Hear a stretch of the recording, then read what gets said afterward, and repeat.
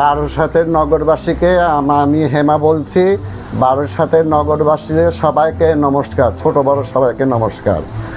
আমি দীর্ঘ অনেক দিন ধরে খুব জুলুম সহ্য করছি। ওপে গুড্ডু, পরে রিনা, ওপে বিষ্ণু, পরে মধু, এরা মিলে আমার নামে অনেক সাজেশ অনেক কিছু করছে।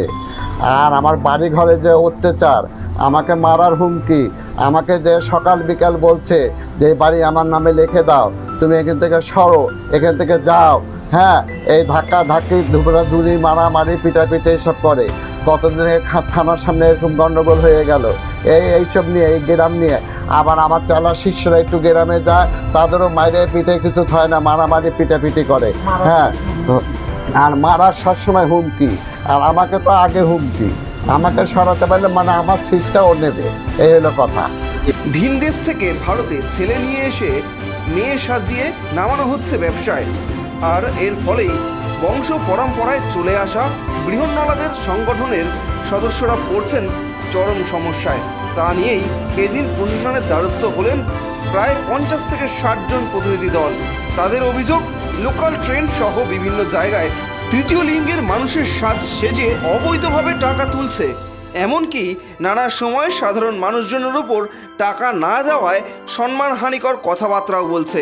অনেক সময় বিবাদেও জড়িয়ে পড়ছে এই ধরনের বৃহন্নলাদের একাংশ। এখানেই শেষ নয়, ভারত বাংলাদেশ সীমান্ত দিয়ে অবৈধ উপায়ে বিভিন্ন মাদকদ্রব্য নিয়ে এসে ব্যবসাও চালানো হচ্ছে সীমান্তবর্তী এলাকা জুড়ে বলেই অভিযোগ। এই ধরনের একাধিক অভিযোগ জানিয়ে এই দিন প্রশাসনের দৃষ্টি আকর্ষণ করতে বারাসাত থানায় লিখিত অভিযোগ জানালেন জেলার বৃহন্নলা সংগঠন হেমা মাসির দল। জেলা জুড়ে প্রায় 2000 সদস্য রয়েছে এই সংগঠনের। তবে বর্তমানে জেলা জুড়ে বৃহন্নলার সাজে ট্রেন, বাস সহ বিভিন্নভাবে সাধারণ মানুষের ওপর জোর জুলুম চালিয়ে টাকা আদায় করছে এক শ্রেণীর বৃহন্নলারা। ফলে প্রকৃত বৃহন্নলারা আর্থিক সমস্যার সম্মুখীন হচ্ছেন, আর এর জেরেই রোজগারও কমছে একাংশের। অবৈধভাবে বাংলাদেশি ও এমনকি পাকিস্তানিদের ভারতে নিয়ে এসে যুদ্ধ আবহে ভারতের গোপন তথ্য বাইরের দেশে পাচারেরও আশঙ্কা করছেন তারা। এই ধরনের নানা অভিযোগ তুলেই প্রশাসনকে অবিলম্বে বিষয়টি খতিয়ে দেখে ব্যবস্থা নেওয়ার আবেদন জানায় তারা। আবার আমার চালা শিষ্যরা একটু গ্রামে যায়, তাদেরও মাইরে পিঠে কিছু হয় না, মারামারি পিটাপিটি করে। হ্যাঁ, আর মারার সবসময় হুমকি, আর আমাকে তো আগে হুমকি। আমাকে সরাতে পারলে মানে আমার সিটটাও নেবে, এই হলো কথা। আমার সিট আর ওই বিষ্ণু, এরা আমার সিটটা নেবে। আর কয় যে বাড়ি লেখো, বাড়ি লেখো, বলে বাড়ি লেখো, ঘর লেখো, বা এই বাড়িঘর আমাদের লিখে দিয়ে যাও। তাহলে যা আমার তো আরও শিষ্যরা আছে, আমার গুরুমা যখন আমাকে দিয়ে গেছে, তাহলে আমার শিষ্যদেরকে আমাদের পরম্পরা কিন্তু এটা হয়ে আসে, আমাদের এটা কিন্তু পরম্পরা হয়ে আসে। তা আমি যখন কিছু হয়ে যাব, আমার শিষ্যরা, আমি একটা ঠ্যাং ভাঙা মানুষ, আমাকে কতবার ধাক্কা ধোক্কা মেরে এই ঠ্যাং ভাঙার মধ্যে ফেলে দিয়েছে, কত ধাক্কাধাক্কি করেছে, কত নূতনচি করেছে। ও বাড়ির মধ্যে ঢুকলে পারে এরা আমাকে সাবধানে এক জায়গায় সরিয়ে আর ইয়ে করে রেখে দেয় যে তোমাকে ধাক্কা ধোক্কা দিলে পরে আবার তোমার পায়ের জোড়া খুলে যেতে পারে। হ্যাঁ, এই জন্যে বলে আমাদের নামে অনেক অনেক বদনাম, অনেক অনেক আজে বাজে কথা। দেখেন, যারা নেশা করে তারা নেশার কথা জানে। ও করে হিরোইনের ব্যবসা, ও করে গাঁজার ব্যবসা, ও করে মদের ব্যবসা, ও করে মেয়েদের ব্যবসা। হ্যাঁ, মেয়েদের ব্যবসা সব কিছু ও করে।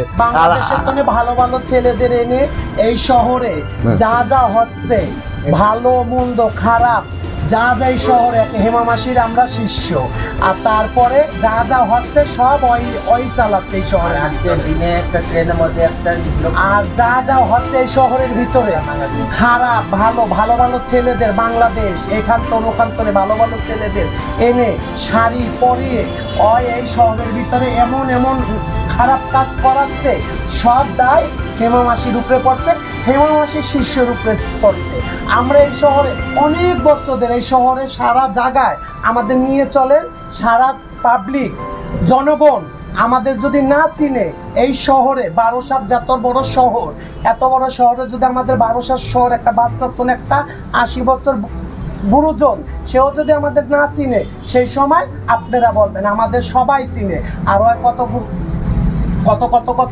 লোকেদের বাংলাদেশের তো নামছে, এই যে খান্তনে আনছে, এই ভোমরা বর্ডার না কি বর্ডার বলে এদিক দিয়ে আছে, সাতক্ষীরার লাইন দিয়া, ওদিক দিয়ে ভালো ভালো ছেলেদের এনে শাড়ি পরে এখানে ভালো ভালো কাজ, যে এত দুর্নীতি কাজ রাতবেলা দেখবেন যারা প্রকৃত হিজড়ে, যারা আমরা সমাজ, আমাদের গুরু আছে, তাদের নিয়ে আমরা সন্ধ্যার পরে আমরা বাড়িতেই থাকি। তারা সন্ধ্যার পরে কোনো রাস্তাঘাটে আপনারা দেখবেন না। হ্যাঁ দেখবেন, আমরা যদি একটু মার্কেটে আসি, একটু কেনাকাটা, একটু বাজার করতে আসি সন্ধ্যা, তারপরে যাদের দেখবেন রাস্তার পরে তারা সব রিনা ও গুড্ডু, সব 2 নম্বরই, সব 2 নম্বরই হিজড়া। ভালো ভালো ছেলেদের সব জুটিয়ে ওসব ছেলেদেরকে সব লাইনে নিয়ে এসে ও নিজে আলাদা টিম বানিয়ে আলাদা দাদাগিরি করে খাচ্ছে, আমাদেরকে চলতে দিচ্ছে না, পেটতে দিচ্ছে না, মারার হুমকি, আমাদেরকে খেতে দেবে না, মার্ডার সবসময় মার্ডার, ওর হুমকি হলো মারার।